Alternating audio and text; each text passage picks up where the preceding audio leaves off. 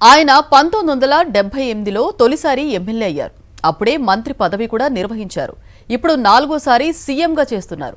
దేశంలో అందరికంటే సీనియర్ని అని చెప్పుకుంటారు. పాలనలో తనకు సాటి లేరని, పోటీ ఎవరు ఉండరని ఉపన్యాసాలు ఇస్తారు. సెల్ ఫోన్ నుంచి ఏఐ వరకు ప్రపంచానికి పరిచయం చేసిన ఘనుడిని అని ప్రచారం చేసుకుంటారు. అటువంటి ముఖ్యమంత్రి ఫైల్స్ క్లియరెన్స్ చేయడమెలా, పరిపాలనలో సంస్కరణలు చేయడమెలా అనే అంశాలపై శిక్షణ కోసం మంత్రులను సింగపూర్ పంపిస్తున్నారు. ఏపీలో అసలేం జరుగుతోంది? ఆంధ్రప్రదేశ్ ఆర్థిక సంక్షోభంలో కూరుకుపోయింది. ఇప్పటికే అప్పులు చేయడంలో దేశంలోని అన్ని రికార్డులను చంద్రబాబు బద్దలు కొట్టేశారు. ప్రభుత్వానికి వచ్చే ఆదాయం జీతాలు, పెన్షన్లు, వడ్డీలకే చాలడం లేదని చెబుతున్నారు. కానీ రాష్ట్ర మంత్రులు పాలన ఎలా చేయాలో నేర్చుకోవడానికి విదేశీ టూర్లకు వెళతారు.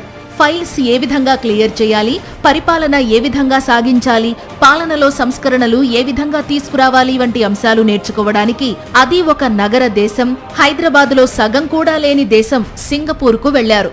చంద్రబాబుకు ఎంతో ఇష్టమైన సింగపూర్కు తన కేబినెట్ మంత్రులను శిక్షణకు పంపించారు. పైగా మంత్రులుగా ఎంతో అనుభవం ఉన్న వారిని కూడా శిక్షణకు పంపించారు. ప్రజలకు మెరుగైన పాలన, ఉత్తమ సేవలు అందించడం కోసం వారం రోజుల పాటు మంత్రులకు ట్రైనింగ్ ఇప్పించడానికి సింగపూర్ పంపించారు ముఖ్యమంత్రి చంద్రబాబు.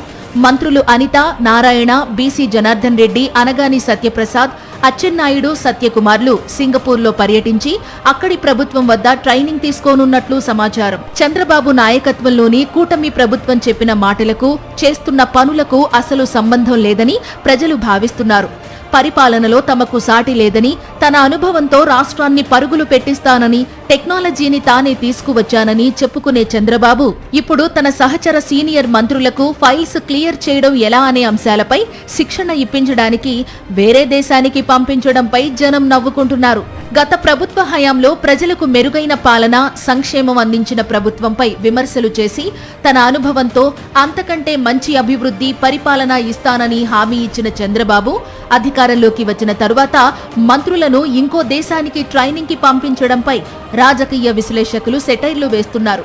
టెక్నాలజీని ప్రపంచానికి తానే పరిచయం చేశానని పదే పదే చెప్పుకునే ముఖ్యమంత్రి ఏఐని రాష్ట్రానికి తీసుకుని వస్తున్నానని, క్వాంటమ్ కంప్యూటర్ కి ఆంధ్రప్రదేశ్ దిక్సూచి అంటూ ప్రచారం చేసుకుంటున్న చంద్రబాబు ఆ టెక్నాలజీని, పాలనను మంత్రులకు నేర్పలేరా అనే చర్చ సోషల్ మీడియాలో జోరుగా సాగుతోంది. రాష్ట్రం ఆర్థిక సంక్షోభంలో ఉందని చెబుతున్న చంద్రబాబు తన మంత్రి మండలి సభ్యులను విహారయాత్రకు విదేశాలకు పంపినట్లుగా ఉంది తప్ప ఈ సింగపూర్ పర్యటనతో రాష్ట్రానికి ఎటువంటి ఉపయోగం లేదని రాజకీయ విశ్లేషకులు అభిప్రాయపడుతున్నారు.